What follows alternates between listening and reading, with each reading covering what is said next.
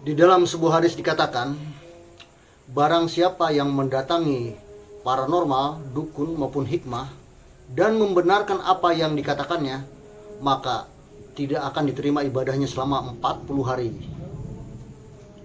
Terus bagaimana dengan tempat-tempat keramat yang sering didatangi orang-orang?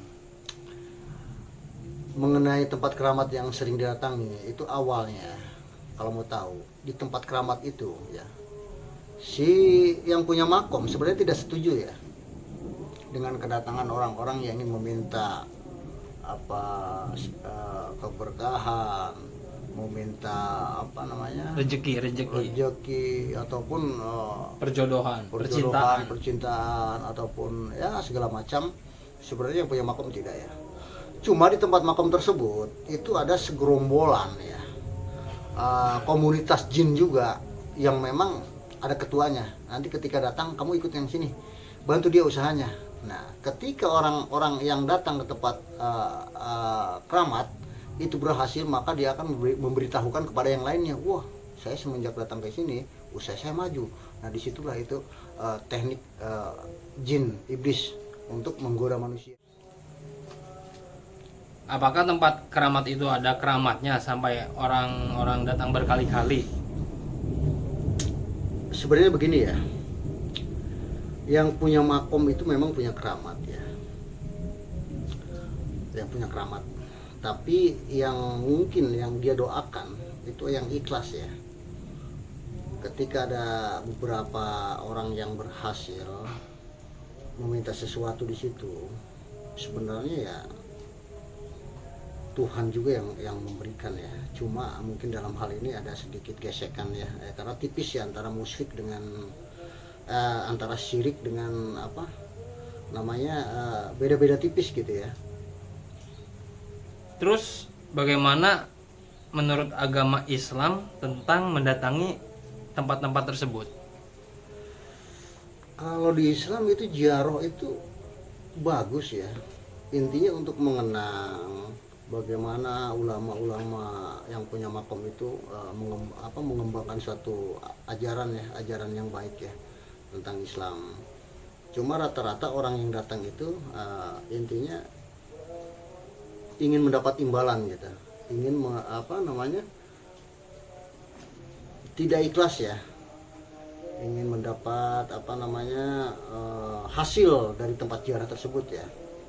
Itu yang memang yang salah ya menurut saya.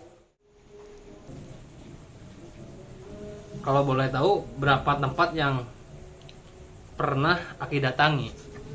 Saya sering mendatangi tempat-tempat keramat ya, tapi dalam artian bukan berarti saya meminta sesuatu. Saya ingin melihat orang-orang yang berada di sana. Dan rata-rata orang-orang yang berada di sana itu orang yang golongan 10%, dalam artian yang dominan otak kanannya yang main, yang kirinya tertutup, yang nggak balance gitu.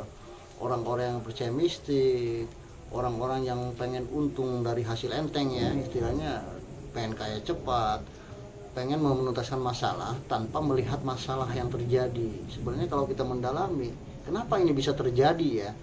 Itu kita pelajari kesalahan kita. Itu yang terpenting sebenarnya. Karena saya pernah saya datangi di tempat yaitu Marongge. Itu banyak orang-orang tersesat sebenarnya di sana. Ada yang sampai 1 bulan bertapa, ada yang 2 minggu rata-rata di situ ya. Dan rata-rata dia ditinggalkan oleh istrinya. Dan saya tanya, kenapa istri Anda bisa meninggalkan Anda? Mungkin yang pertama, Anda memilih istri itu bukan dari tempat-tempat yang baik ya. Anda memilih istri itu mungkin dari tempat-tempat hiburan segala macam. Dia jawab, iya betul. Ya itu tentu pasti akan terjadi seperti itu. Bagaimana dengan juru kunci di sana? Apakah dia sendiri sukses, Ki? Kalau saya perhatikan sih dia biasa-biasa saja ya. Bahkan si juru kunci ini tidak tidak berdiam diri, artinya ketika dia punya kebutuhan dia akan mendatangi orang-orang yang pernah datang ke situ. Di situ aja kita udah paham ya, dia sendiri ya hidup di bawah garis kemiskinan. Seharusnya dia dulu yang pertama kali sukses sebelum orang-orang lain yang datang ke situ ya. Ada nggak hikmahnya mendatangi tempat-tempat keramat seperti itu? Banyak sekali hikmah yang saya dapat ketika mendatangi tempat-tempat keramat seperti itu ya, diantaranya saya bisa paham ya bahwa kenapa orang tersebut bisa mendatangi tempat tersebut ya, karena mungkin ya dia cara berpikirnya kurang, Apakah terbawa-bawa sama orang lain? ya, akibat mungkin krisis pemikiran ya, krisis pemikiran, lelah untuk berusaha, atau Putus tidak menemukan asa. jalan, putus asa ya, seperti itu ya kebanyakan. Tapi kenapa tempat-tempat tersebut semakin lama semakin banyak yang mengunjungi? Intinya gini, itu kan wisata ya, termasuk pada dalam wisata religi ya. Ada yang memang sekedar ingin tahu, ada yang memang punya keperluan khusus, ada yang memang diajak ya oleh seorang gurunya atau ustadznya untuk pergi ke sana gitu. Sembari dia belanja, kalau yang jauh-jauh kan kadang-kadang mampir di tempat-tempat eh, belanja gitu. Souvenir, Pasar-pasar. tempat-tempat souvenir. Iya, seperti itu. Itu tempat petilasan atau ada makomnya, Ki? Kebanyakan sih kalau yang memang ada makomnya itu kayak Sembilan Wali ya, itu memang benar ada makomnya, tanda ya. Kalau yang lain saya rasa itu hanya petilasan ya. Dan kadang banyak juga masyarakat sekarang yang membuat situs sendiri gitu, seolah-olah makam apa. Intinya untuk mencari ini ya, mencari uang aja, untuk mengumpulkan uang ya, supaya dalam satu desa itu namanya kebagian semua gitu. Saya sering melihat tanda-tanda bahwa itu tidak ada makom di sana itu. Contoh dari pohonnya masih kecil, pohonnya masih pohon-pohon itu nggak ada yang pohon yang besar ya. Biasanya kalau makom-makom yang memang ada sehebul bednya di dalamnya itu pasti dipenuhi dengan satu, pohon-pohon yang besar ya, dua, arsitekturnya juga kuno gitu ya. Nah, sekarang saya sering lihat itu banyak arsitektur yang memang janggal gitu ya. Dari tempat, terus dari energi yang ada di sana, aura itu udah berbeda ya, tidak berkesan mistiknya itu nggak ada. Ketika Aki mendatangi tempat-tempat tersebut, apakah hajat Aki terkabul?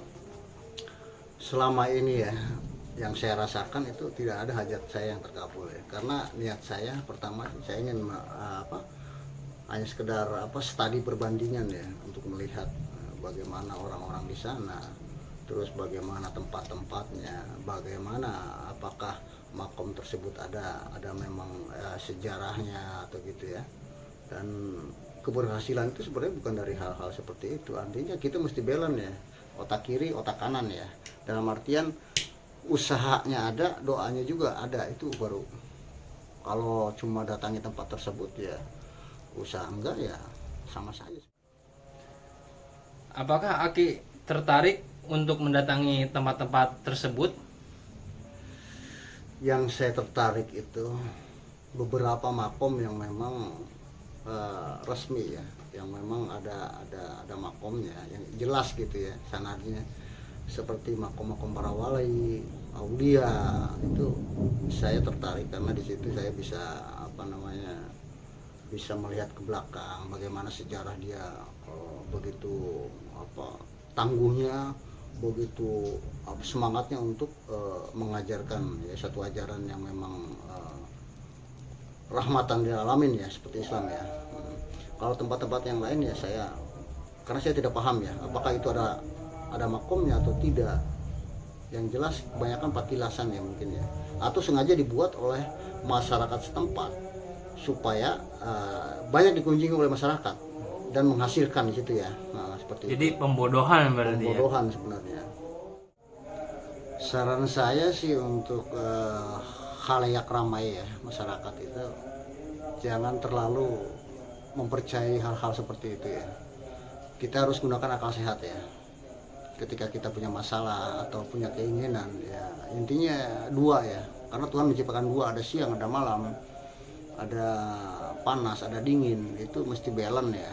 Berarti kalau mau sukses itu ada usaha dan doa, seperti itu aja. Mungkin itu yang cara yang terbaik ya. untuk menempuh kehidupan yang bagus gitu ya.